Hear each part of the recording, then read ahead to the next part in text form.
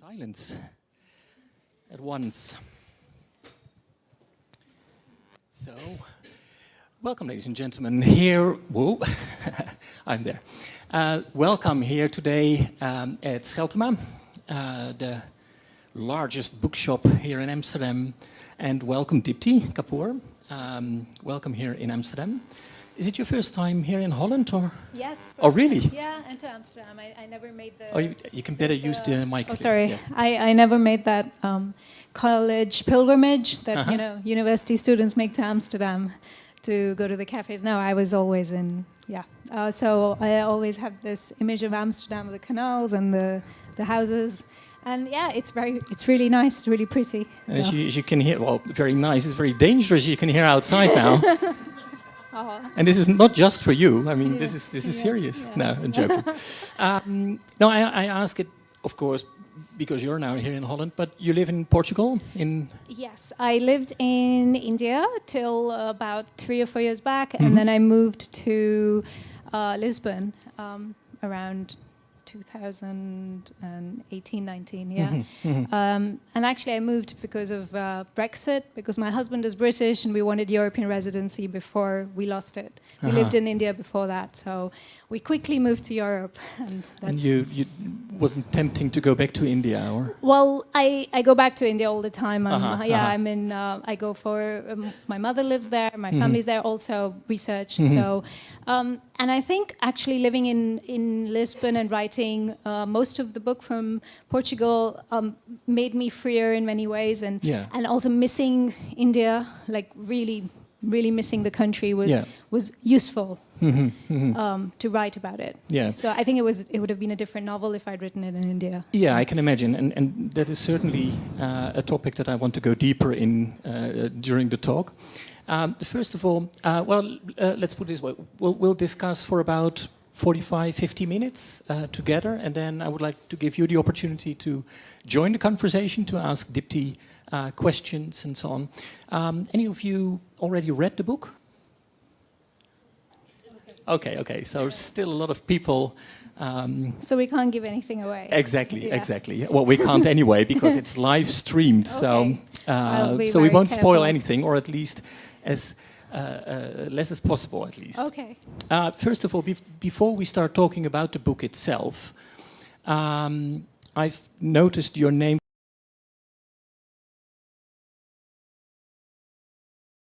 Boekmesse, the largest book fair on earth. Your book, Age of Vice, was the biggest hit, I think, of the fair. Sold during the days in 20 countries. Yes, it was around 20 territories. Yeah. And now it is also sold to big Hollywood productions coming up and so on. So incredible. But I can also imagine that it's a huge burden, because I can imagine that you were not finished with the book yet at that time. So how did it work out for you? It was very interesting because I was working on writing the book, and Frankfurt is this big book fair. It happens every year. It's a great opportunity for agents to show their author's work, and that's when my agent Anna wanted to show it, and I remember writing, sending the book in installments. So the publishers were reading maybe, the first 30% and then 30, and then they were waiting. So it was almost like it was building up a lot of suspense and tension. And then there was this crazy interest, and I can say it changed my life. I mean, till then I was, just working. It was my second novel, but, which is already the hardest one. Yeah. Because everybody is waiting on the next one. Yeah, and the first novel, I think, it did well critically, but, the sales as literary fiction, it was a small, strange book, I would say, and it did well, but, it didn't... it's really hard to live as a novelist, just a novelist. You have to, I think most people will have another job or something else to supplement you. And then I was trying to just live as a professional writer and do some freelance jobs. So it was double-edged sword, I'd say, because at one level you're just happy to be able to keep on writing and that you will be published. Yeah. On the other hand, there is suddenly the tension and the stress of the expectations. Exactly. Yeah. Suddenly there is so much more expectation than it would have happened, say, if the book just came out in 1 or 2 countries first. Exactly. And So not yeah, it just is, your publisher. Yeah, and There's but the whole world was waiting, basically. Yeah, and then of course, and then the whole world stopped with COVID and it went into lockdown. And for some people, I think it was a very productive time. But for me, because I always work from home and I was a writer, suddenly everyone's at home and it didn't work that well. It kind of slowed me down. Yeah. It's interesting because it's gratitude and appreciation, but also mixed with fear. Yeah. These are the sort of some of the things you feel at the same time. Yeah. On the other hand, probably you have a very good agent in the first place, but also the story that you were presenting, in a way, was really remarkable in that sense. So probably it was a story that people touched. Yeah, I think so. I mean, I still think I think it's also because it's a story. Ajay is the character that we start with, and he is so loved and beloved, especially by readers in the West. Also in India, but I think That's more so. Yeah, and I also because I think we come to him first, and then we come to the rest. Well, introduce the character. Well, let's start with the introduction of the characters. Basically, there are 3 main characters in the book. Like you already said, AJ, you start with. A man without a surname, I would say. Yeah. And a lower class... lower caste boy, sold by his mother to a trader, and he finally ends up in the Himalaya. Yeah, he lives in Ajay is growing up in a small town in UP, state to the Uttar Pradesh, to the north and east of Delhi, and he's a Dalit, which is not even the lowest caste, even in the caste system. His family, his parents are manual scavengers, and then when their goat wanders off their field, and goes onto the neighbor's field and starts eating their spinach, and their higher caste neighbors beat the father up as punishment, and the mother takes a loan to help with the father's medical bills. He ends up dying anyway, and Ajay then gets sold off in order to pay off the family loan, and gets separated from his family and sent off to work in a house in the Himalayas. That's how it's... Exactly, that's the introduction story. of AJ. He's one of the 3 already, like I already said. The other 2 are Sunny Wadia, a son of a mafia mogul, I would say. Yeah. And the second character is Deepti Kapoor. She's a journalist, Delhi-based. Yeah. And those 3 are the backbone of the novel. With which character, you start with AJ in the book, but with which character did you start a novel? What was the first character in your mind? Oh, okay, so the first character for me, I mean, for years I always, Neda is a young female journalist, and she's working in Delhi. It's her first job, in fact, just out of college. And she is well-raised, well-educated, culturally she comes from a sort of intellectual bohemian family. They live in a very posh address in Delhi. They have like old school money, but they're more into knowledge and books than just money, and she ends up... Neda was a character that I worked as a journalist in Delhi in my 20s. I watched the city change, Delhi change in the early years of the millennium, from a very sleepy, sedate city into something that capitalism just like turbocharged the city. Became modern and but almost instantly. And I sort of witnessed it. I recorded these changes as a journalist. So Neda was a character that I could write easily, more easily, even though I don't have the same family background as her. And then Sunny is based on boys I've grown up with, I mean, of course, he's the son of a mafia boss who sort of exists in that gray area between being a gangster and a businessman. Yeah.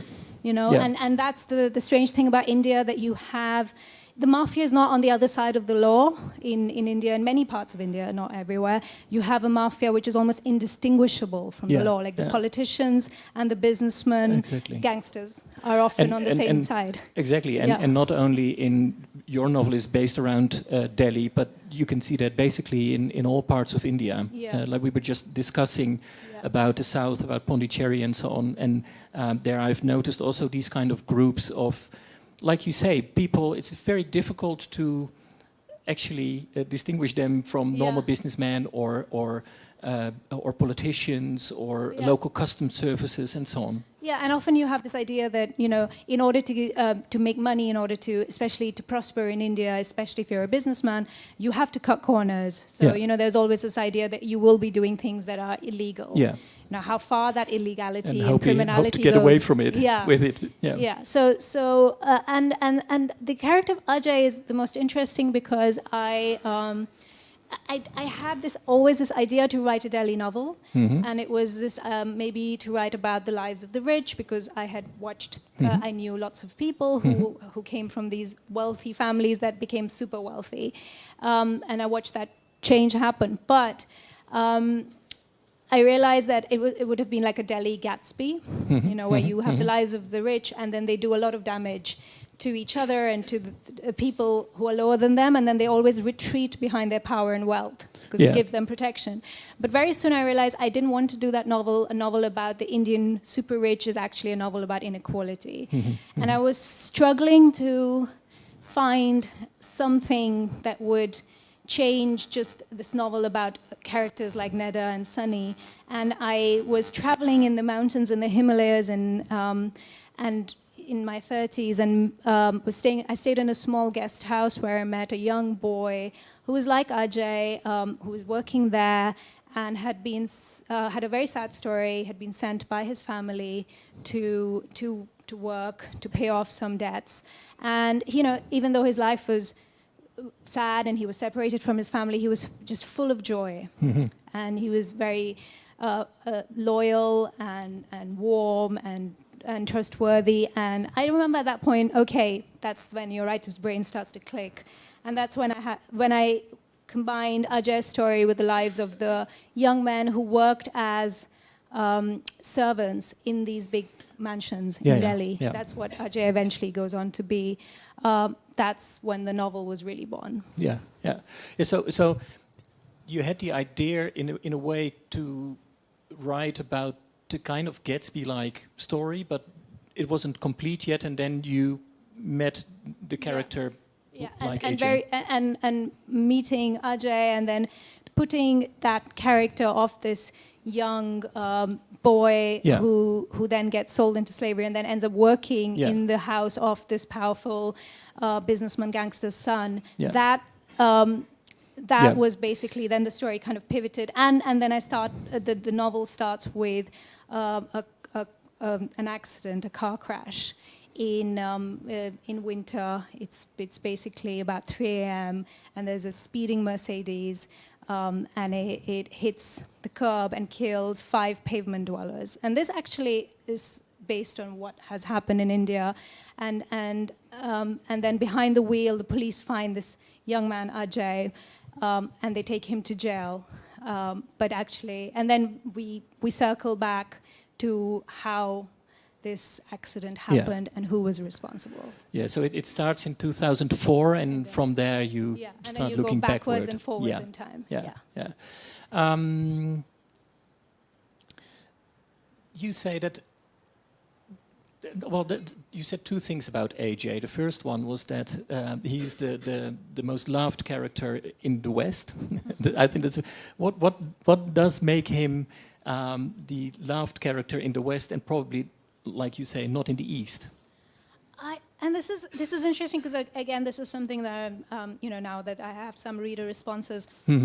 I think, well, first of all, Ajay's journey, he's like a hero. It's the hero's journey, and everyone wants to hear or read about this boy who ends up working for this family and then becomes changes as a result of his employment with the family. Yeah. But then you're with him all the way. Yeah. He's the hero, and in India you're not so interested in that because you're looking at the larger picture of corruption and power and abuse of power, and you're looking at how these people, you're looking at bigger themes, I would say. Some of the Indian reviews and Indian readers have said that, it's like we see all this happening all around us, but you forget, and you just shut yourself off. Yeah. So, and there's lots of very good non-fiction books that have come out which have explored these connections between crime and business, but it hasn't just to basically read about it in a novel. In India, in general, I think non-fiction is more popular than fiction in general, isn't it? Yes, Yeah. it is. Yeah, you're right. There is a large reading population in India, and growing. Yeah, and Indians like to read novels which are set in mythology, say campus romances. But there is this idea of Indian English language, Indian English, and literary fiction in India doesn't really sell. No, exactly. So considering we have a country of 2 billion, So on the other hand, like you, there's so many wonderful novelists from India, both living in India and abroad. Like Salman Rushdie just published a new novel, and many others published great works. But back to your novel. You say AJ is the hero of the story. I agree with that. On the other hand, for me, I guess he's the hero for certain. Well, I can imagine that he's like you already said, sold as a worker to the Himalayas and works himself up, or at least he shows loyalty. He shows like serious life, like vigorous life in a way. But for me, the most interesting character was Sunny Wadia. Okay. Since in the novel, you read his struggle of being the only son of a mafia boss or a businessman or a politician or whatever, or at least living in this Wadia clan, and trying to escape in a way, trying to get rid of the family. And on the other hand, of course, he is tied to the family. Yeah, I'm glad you said that, Alexander, because it's true. Sunny is a really interesting character because he starts off by wanting to do good. Whether his intentions are misguided, he wants to do two things. He wants to launder his family's reputation. He doesn't like the idea that they're considered sort of gangsters with the sources of their money are a little bit sleazy. Yeah. And the second thing is that he wants to actually build the city. Yeah. He has grand plans of transforming the way Delhi looks. Yeah. And that was something that was happening.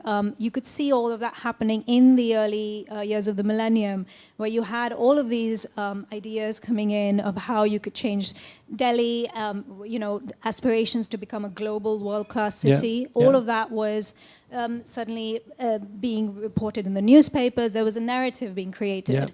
And how do you do that? Exactly. Booming economy, like the country is growing, is becoming more powerful, and basically his idea is to match Delhi with the big metropolises in the world. Yeah, he comes back from traveling in America, traveling in Europe. He sees the big cities like Paris, and Delhi is also built on a river on the banks of the Yamuna. So he thinks he can transform the Yamuna, which at that point of time is this a city where on the banks you have slum settlements. So he thinks, okay, we can find somewhere to put these people who live on the banks, we'll find good housing for them, and then we will, you transform the riverbank. You have a waterfront with art galleries and restaurants. You have places so there was a genuine intention, even if that intention was misguided. Yeah. Yeah. So he is a very interesting character because ultimately, of course, you see that his lack of ruthlessness or his his father's influence, couldn't say. I mean, I'm not going to give it away, but he made certain choices. Well, the thing is, he's really getting into a conflict, being the son of the Wadia family, and on the other hand, having these ideas of doing good. Yeah, absolutely. And he, and of course, then he's also his relationship with the young female journalist Neda, and she puts these ideas as well in his head of, what are you willing to do to achieve what your aim, your aims, your intentions are to transform the city, but how far are you willing to go? Yeah. And that's the question that Sunny eventually has to answer. Yeah, and together with that, I've written a piece on your book in a magazine 2 weeks ago, and one of the things that really was obvious for me is that he's dulling his senses with alcohol, with drugs. Yeah. So he basically it's very difficult for him to cope with it. Yeah, I think also to survive in this harsh world, basically. Yeah, and also because Sunny is the son of a very wealthy man who has a lot of easy money. So he throws these parties. He supports filmmakers and artists. So he has lots of people who are hangers-on, who love him for the kind of patronage, and he, but. I mean, but I think there's something empty at his core. Like he wants people to love him, but he also knows that he fears that people love him for his money and what he can give them more than anything else. Yeah. And so he then wants to corrupt people. Yeah.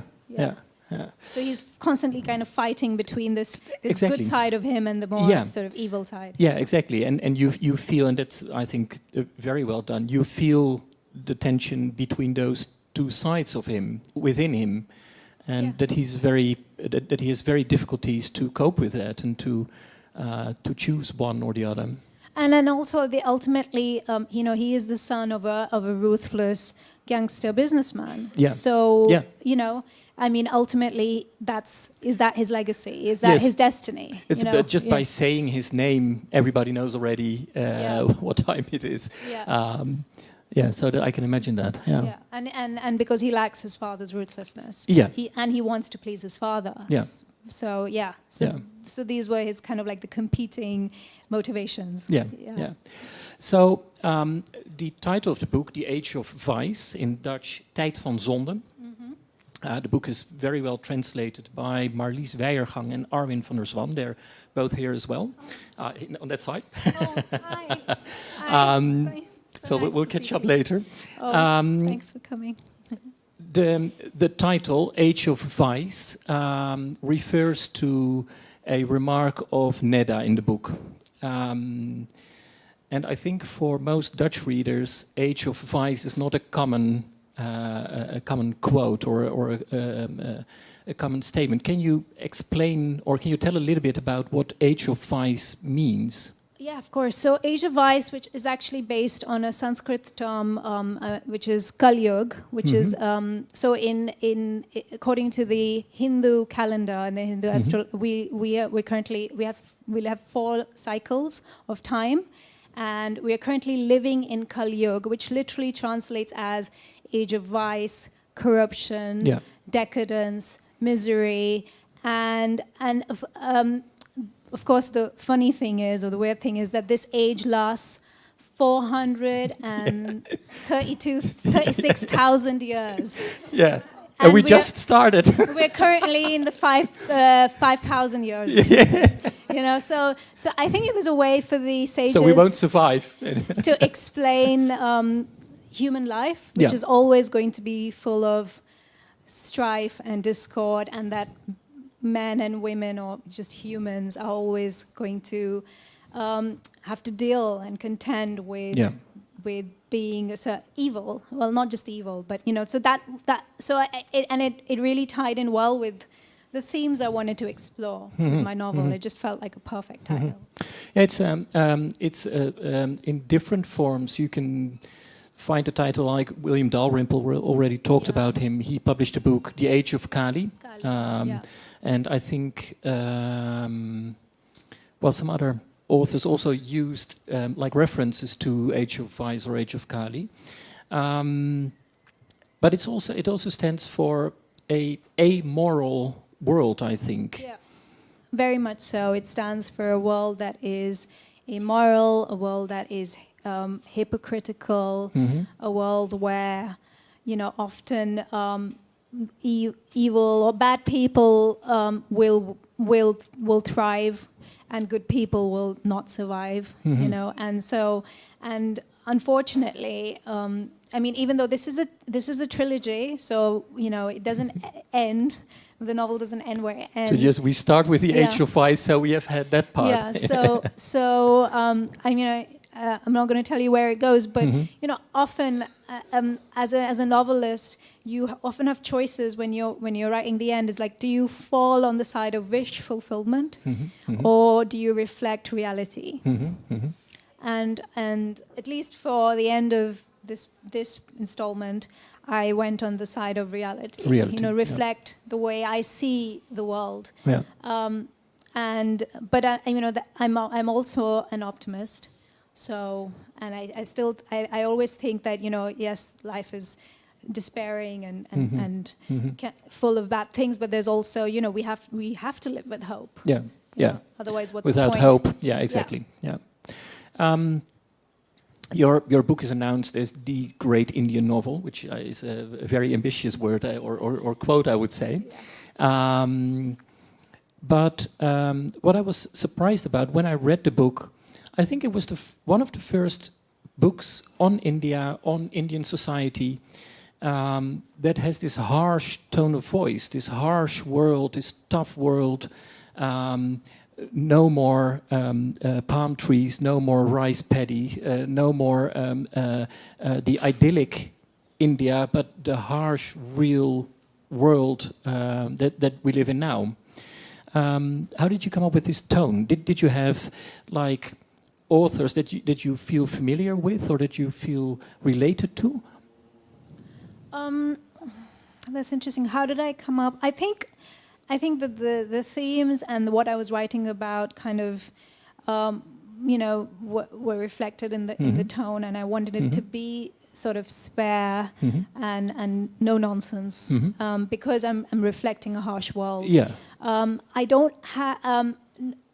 I mean, I read lots of novels, but I was looking at a lot of non-fiction as research first, reading lots of journalists who explore these connections between crime and politics in India, especially North India. But also, I was looking at writers such as Roberto Bolaño, whose novel 2666 really helped me see how you can expand the possibilities of the novel. It doesn't have to be just one story about one thing. It can be something which is, you know, has a large cast of characters. It can digress.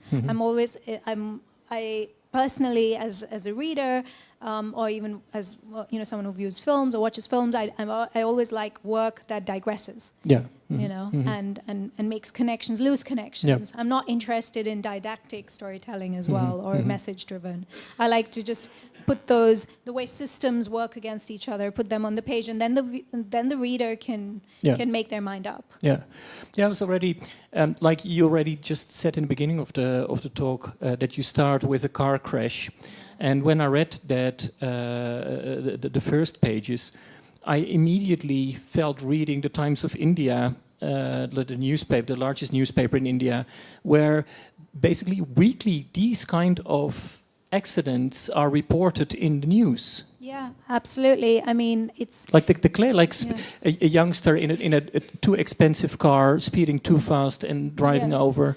And this was happening a lot. I remember in the time that I was writing. I mean, there's always the rich man or woman driving the car is then never present, you know. Exactly. Because the accident has happened. And then you look at, and this is what I was more interested in. I was interested in causes and consequences. Yeah. So I remember personally as in 2012 we had this big murder and gang rape of a young girl on a bus in Delhi, and her name was Jyoti Singh, and she was killed in this horrific, brutal manner. And then on a private bus, And I remember, and there were protests afterwards. Yep. But of course, the act itself was brutal, but it was allowed to happen because of corruption involving out-of-hours bus routes, because of the corruption involving the police who were not there or checking all the various buses at the checkpoints. Yeah. So that also, first was a realization that as a novelist, I have to address these themes. I can't just write solipsistic novels, small solipsistic novels. As an Indian, I have to do this. You have a responsibility. But secondly, it was this was what led me to think, okay, this happens. There is, you have the incident, and it can be your inciting incident, even a novel. But what led to it? How did it happen? What were the causes, and then how did it change the lives of the people? The consequences. So that was very interesting for me to go and like circle around. Work that through. And through that, then you can actually show how India has changed. Through the lives of the characters involved. Now, you just said that you live in Portugal, and you started living there in 2018. So you probably have written the largest, if not the whole book, outside of India. Did you need to have this distance to India to actually write this book? I think so. So I first of all, there was two things. There's you miss India on a very kind of a visceral level. You miss the sounds and the smells of India, especially because sensory, India, it's like India has this particular smell. When you, I don't know how many of you have been there, but when you come back from India and you come back and you open your suitcase, I have these cats in a home in Lisbon, and they spend hours just exploring the suitcase because the smells, I have never smelled that kind. They never do that if I'm coming back anywhere else in Europe or whatever. But Indian smells, it's just nuts. And then, of course, there is the sounds of India, the sound of the birds, the train horns, just the sound of traffic. It's very peculiar. And then the food. So first I just missed India so tremendously. That all kind of seeps into your writing. Yeah. And then secondly, I felt like being away from it made me allowed to be more radical in my exploration of politics and character. Exactly. Did you need the distance to look at the present also political situation in India? I think so. I think that being away just helped me say, you know what, I'm going to just pour everything in and I'm not going to hold back. No. In it. And that, I'm not sure I could have done that if I was just... I mean, it's not like it's a subconscious thing, I think, when you're writing. I can. Well, it's always good to go full in when you're writing, but I can imagine that it's a little bit more easy when you do it from a distance, looking at the place you're writing about. And the world, like you already said, as a journalist, you've been in, so you probably needed a little bit of distance. Yeah, and then you're full off the country, but sometimes when you're inside there, it's actually even harder to write about it because you're too inside it. And then if you leave it, even for a while, you can see things better. You have perspective. Yeah. Even like the perspective I had from, I'm now 42, but in my, I'm a journalist in my 20s, and then I could just see the changes that happened in Delhi and India, but I couldn't see them at the time. No. As a journalist, you're a slave to the present. You're constantly recording the present, which is what I was doing at the time. Yeah. It was years later that I was able to distill all those memories and all those stories and think, okay, this is how it all unfolded. In your... I think a couple of days ago on Instagram, you wrote a little piece stating that I probably was a bad journalist, but bad journalism is might be good for fiction. Yeah. What do you mean with that, actually? Well, I think I just said that. I think, first of all, as a journalist, you shouldn't exaggerate. That's the one thing you should do. That way. And as a novelist, as a fiction writer, your job is exaggeration and imagination. And I think that I was. I was never very good as a reporter who's doggedly pursuing a story. I'm good with going somewhere, sitting and observing a room and seeing how things how someone looks, or this is an example as well, is that when you say you are as a journalist, maybe you go and interview an arms dealer. And you have a particular kind of mission in mind, and you get everything out of that person. You know the information you need to. Yeah, but maybe that arms dealer won't give anything much away, because they know that you're a journalist. Whereas as a novelist, you go and you hang out with the arms dealer or the arms dealer's son, and you drink whiskey with them. Yeah, exactly. Yeah. Yeah. And then over many months or years, you watch that person. Yeah. And then you, after years, can write about it. Yeah, so professional distance you don't really need and that sense of moral clarity and objectivity that you need as a journalist can sometimes hinder you as a novelist, where you need more ambiguity sometimes. Yeah, and I can imagine also that following the news and trying to make the news, it is difficult to have this overview and to see systems, to see movements going on and developments instead of momentous news facts. Yeah, absolutely. And also, and what journalists do, and some incredible journalists in India have done, is that, find those connections between, say, the mafia and politics, especially in North India. And UP, where a large portion of the book is based. Then I can read those books. I also know from my own reporting and everything, and then I can set my characters in that world. But so it's interesting because the tools are sometimes quite similar, but then how you choose to.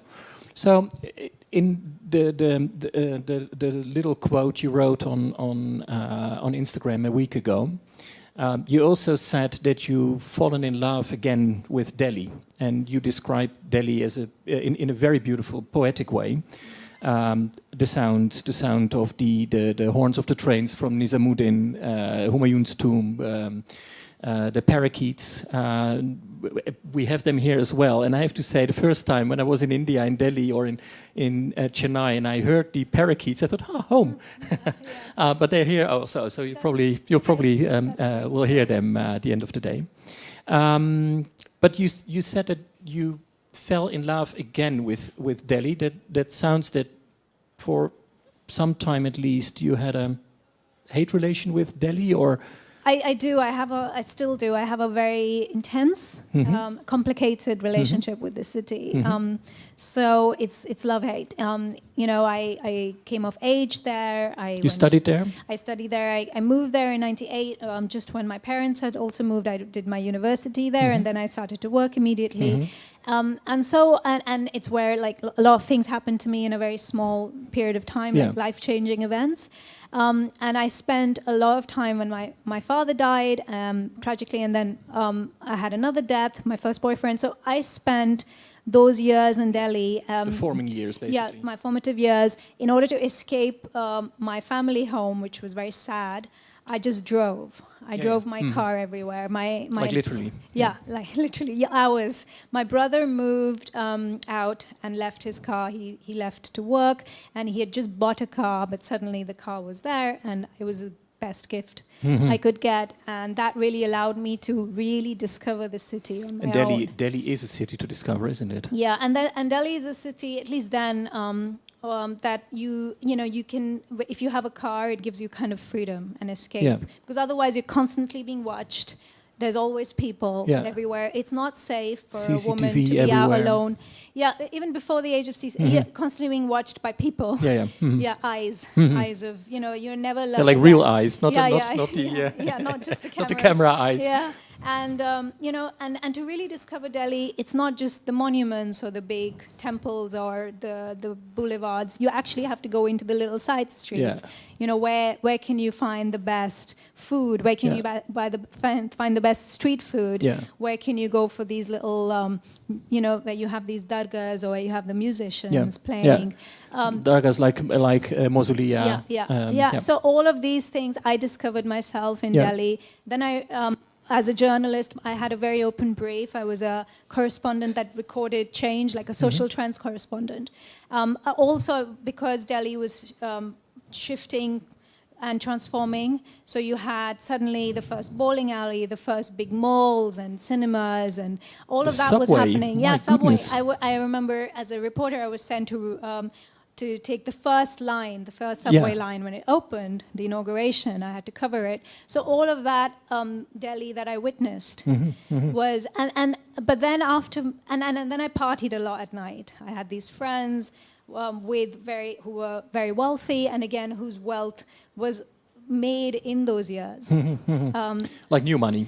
Yeah, new money. Yeah.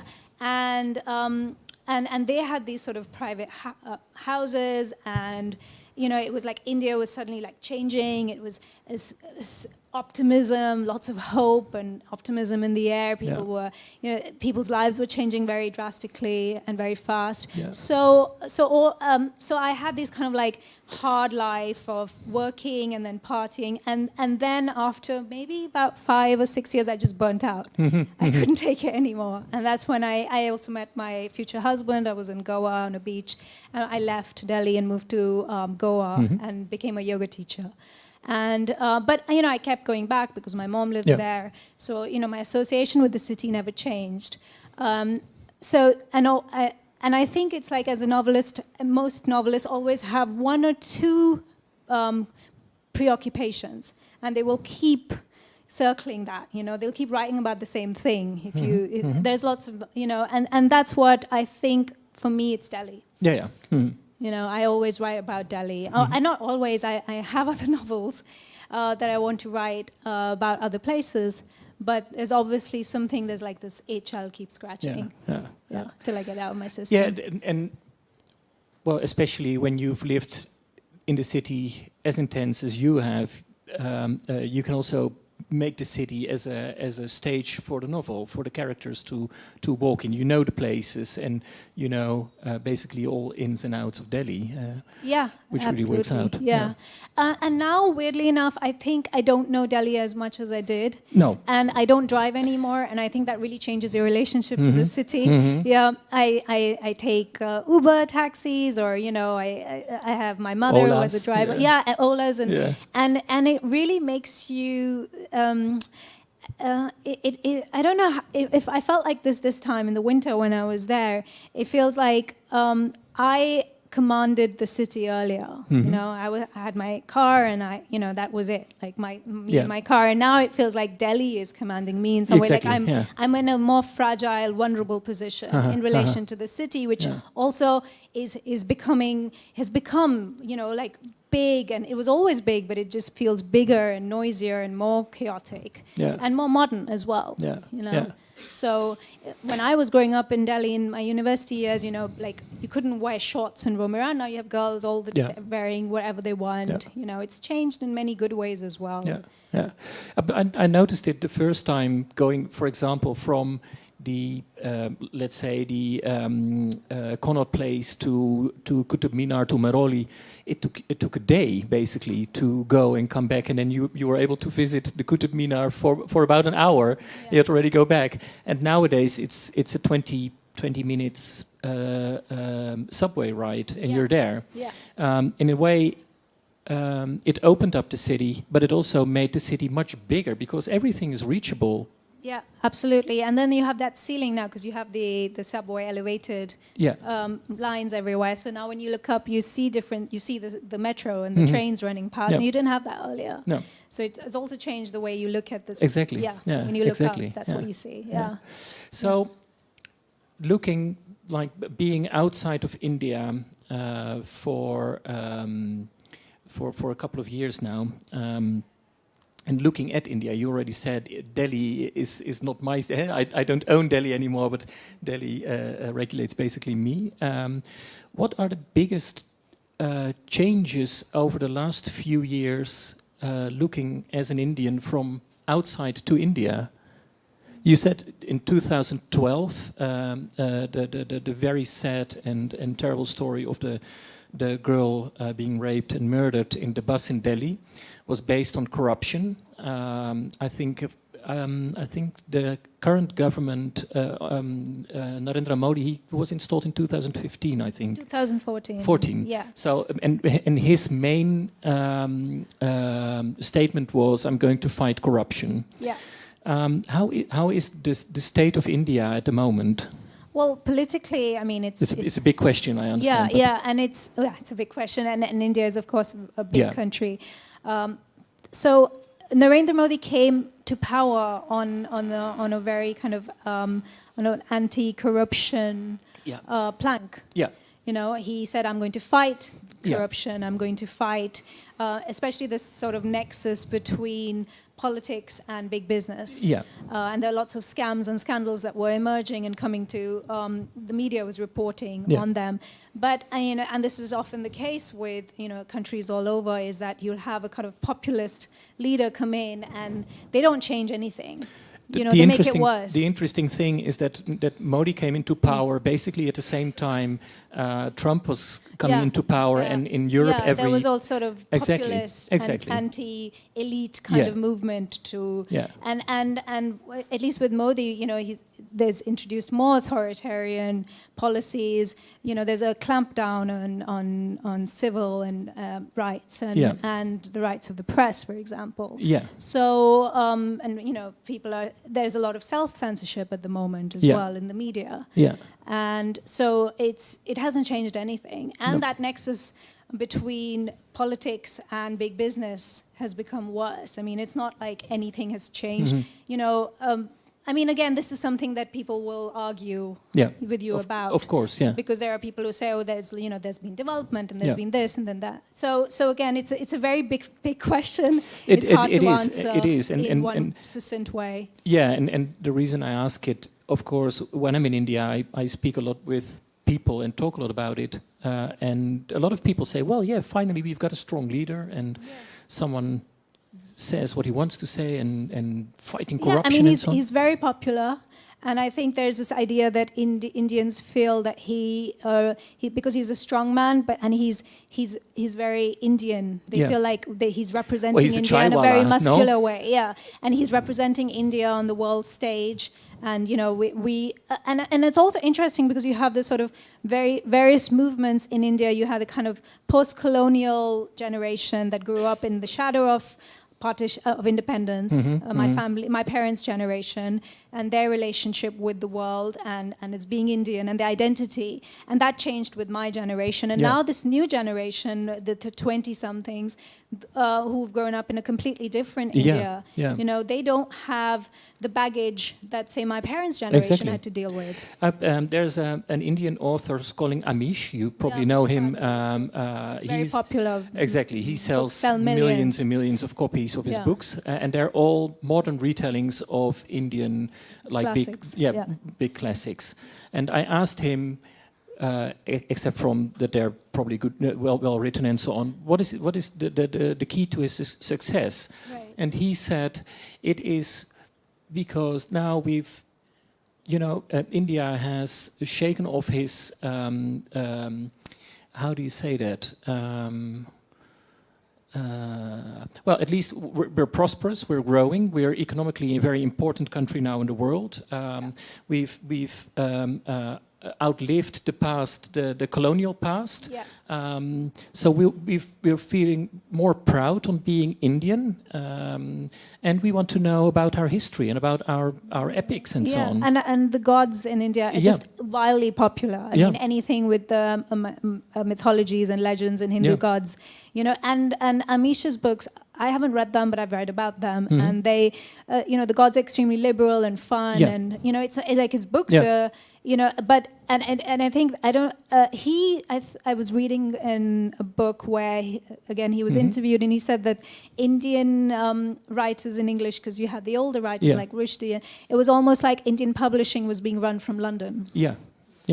And now you have sort of Indian publishers who have recognized that there is a large readership for certain kind of books. Well, look at the a lot of big literary prizes now won by Indian authors also living in India. Yeah, of course. Yeah. But I mean, how many of these Indian English language authors get read in India in terms of sheer numbers. True. You know, Yeah. it's very hard. I True. mean, Amish's books sell in the millions, but Yeah. you know, my book probably won't. No, I'm absolutely sure of that. We'll do everything we can to. Even if it gets, I mean, also first, Indians, you know, they don't all read in English. I mean, No. most of them are reading in Hindi or regional languages, so there is that too. Yeah, true. But also, you know, there's popular fiction, and Yeah. you know, I'm not sure how many people want to read the sort of literary fiction. Well, on the other hand, we just already mentioned William Dalrymple. He's one of the founders of the Jaipur Literature Festival.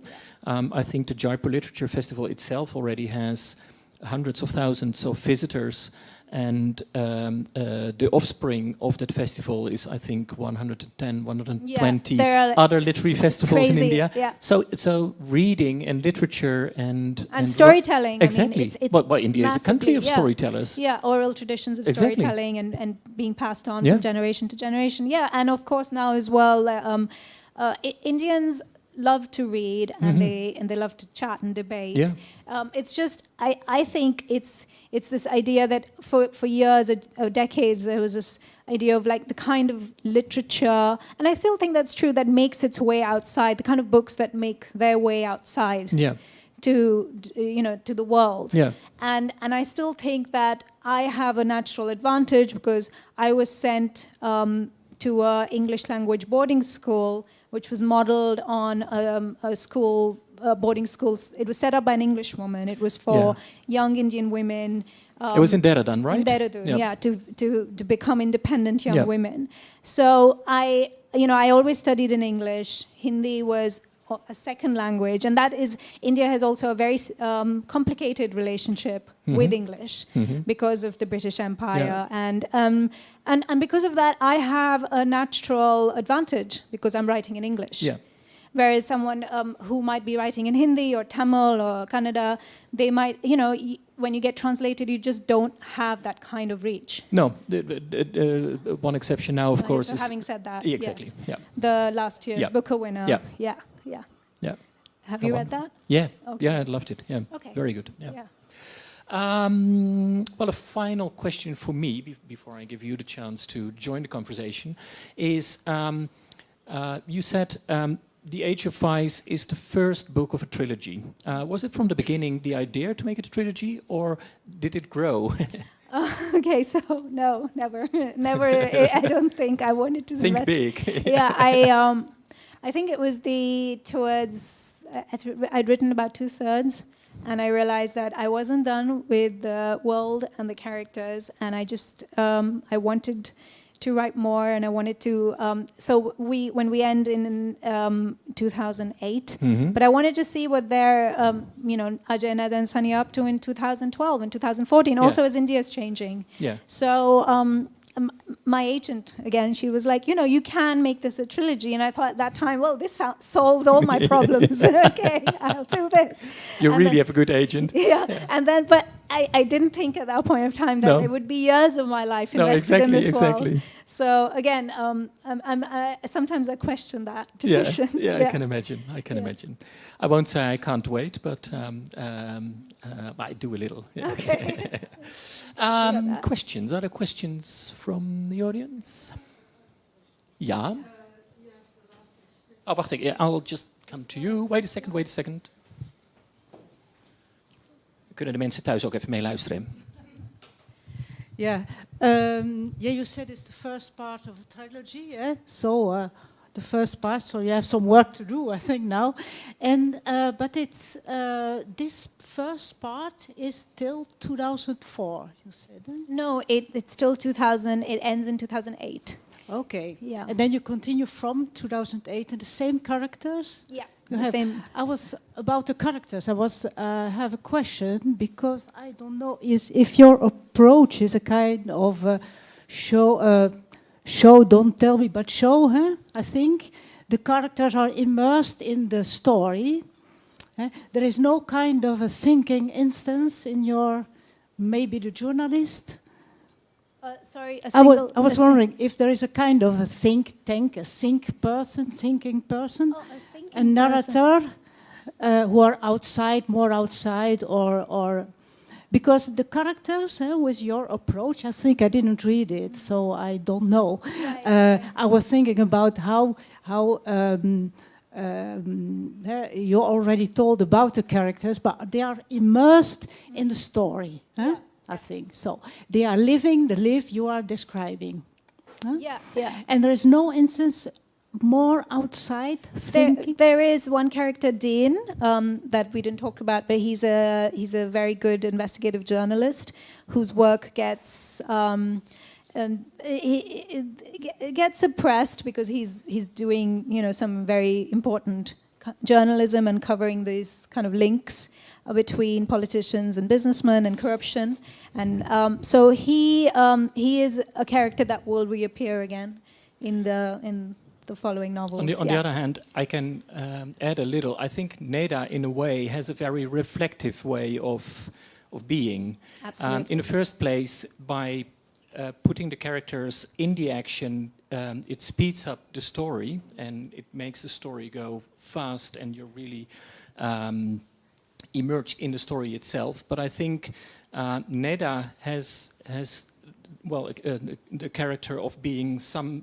like reflective and questioning and so on. So I think the character of Neda suits that aspect of showing.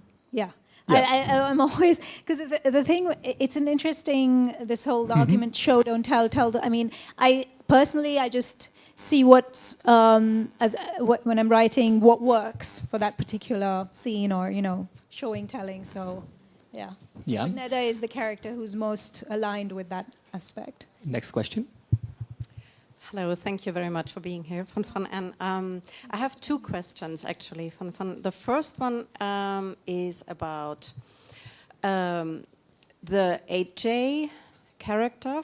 That is, as you said before, from the second and third character are probably closer to your own life, and you met this boy in the Himalayas.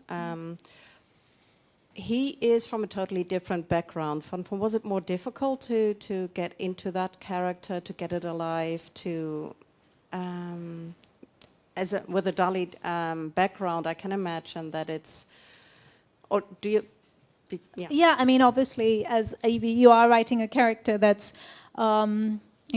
Say different from your own lived experience. But I think when you're, as growing up in India, as a woman, you also feel, because Ajay is a person who's had a marginal existence. As a woman also, you feel like sometimes you have an alienated marginal existence. So there's a universality of emotion that you can tap into, which is what I did for Ajay's character, or for any other character that I'm writing who may be outside my experience or my group.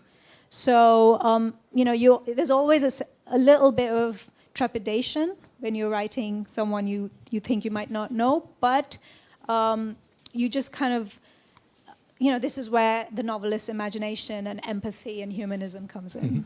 So. Did you have another question? Yes.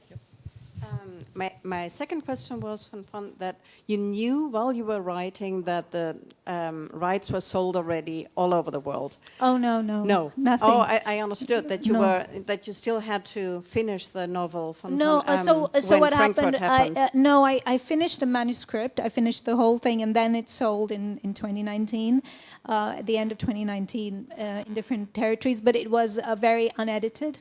So then I spent time editing it, and with my editor in America. But when I was writing it, it was extremely precarious financial existence, and also not knowing if there was some interest, but there was a publisher in the UK who had said that who was going to publish the book. But other than that, there was just like you're hoping. Writing and also I think sometimes writing with the idea that it's been sold everywhere in 20 territories is a lot of pressure. So it's more liberating to write knowing that no one is waiting. My second question was about that.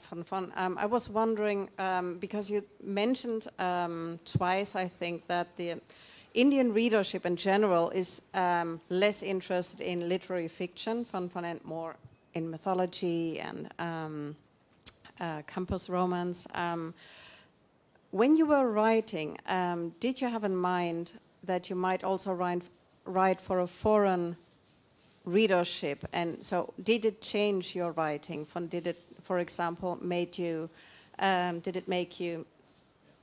explain more? Or that's interesting. Good That's question. an interesting question. Yeah,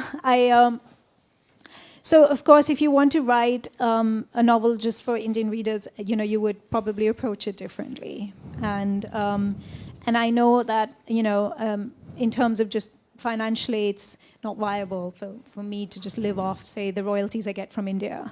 So you always hope that your work is published internationally.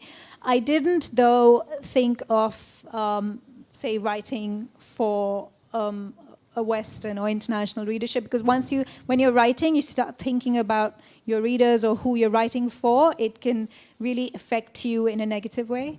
So always you write for yourself. Did I explain India? I don't know. That's not. Do you think I explained it? Well, it was a question. One of the questions I still had, because that's of course is fascinating. Who did you have in mind?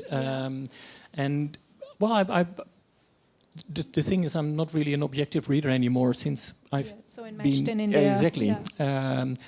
On the other hand, how were the responses in India itself? How was the book received in India? Really positively. Mm-hmm. Yeah, and there's been a lot of people who've just, and I think that because Indians don't need to understand the politics, it's pretty obvious. Mm-hmm. So and at the same time, I was there's a worry that because your novel is doing well internationally, or is at least is popular, that Indians will think you're writing for the West. Mm-hmm. So it's kind of like double-edged again. Yeah. But no, Indians have, and I think that if I had not written a novel with just Ajay as the hero. Yeah. And on the other hand, you're very critical on the system also. Yeah. So I can imagine that, for example, from political point of view, the reactions might be, if they react at all, but that there are some different reactions. No, I mean at the moment I haven't had that.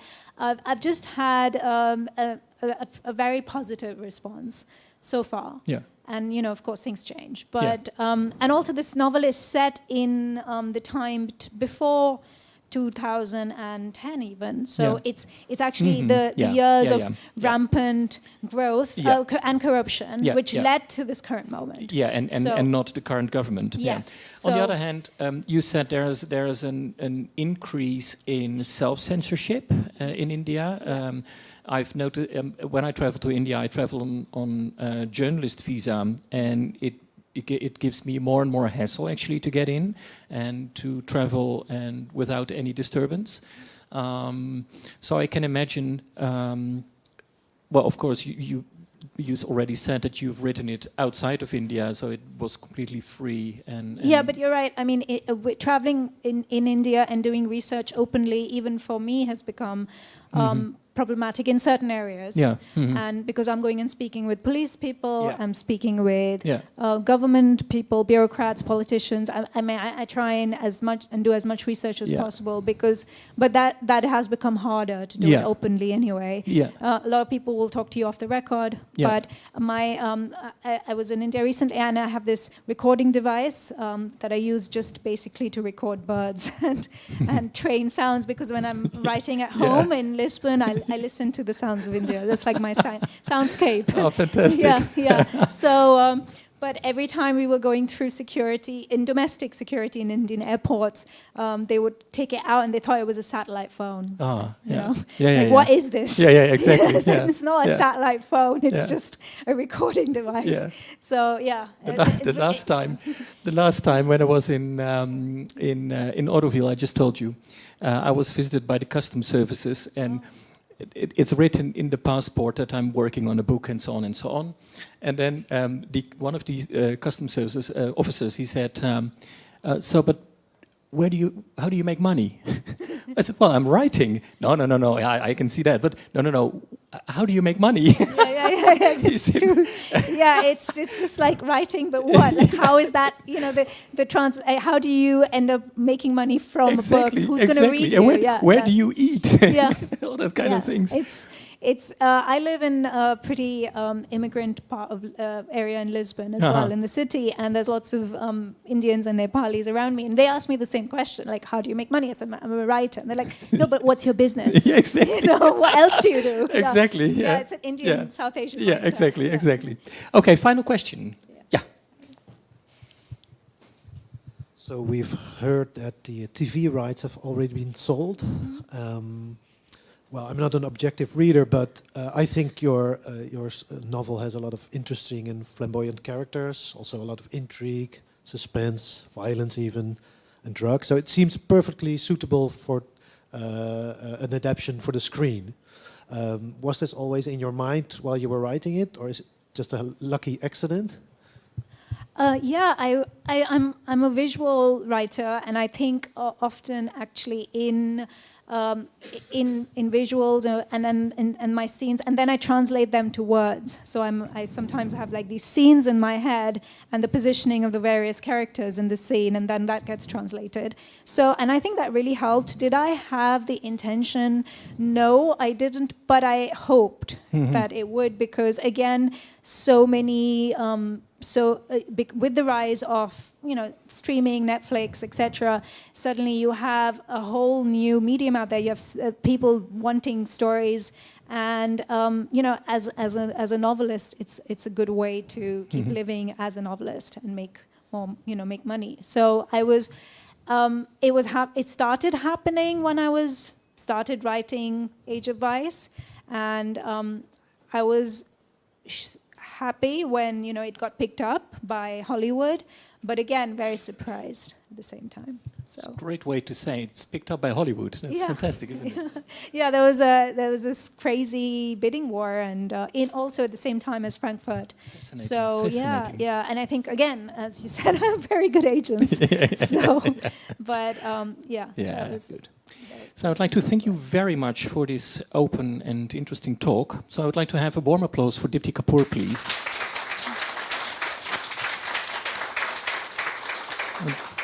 You're probably on a big book tour around the world. So. I've been in many cities in January, but thanks again for coming on a Tuesday afternoon. It's very nice. Thank you for coming, and please stay with us for a drink and for book signing and chit-chats about India, about Indian literature, about writing. So thank you very much. Thank you for interviewing me. Dhanyavad. Shukriya. Oh, sorry.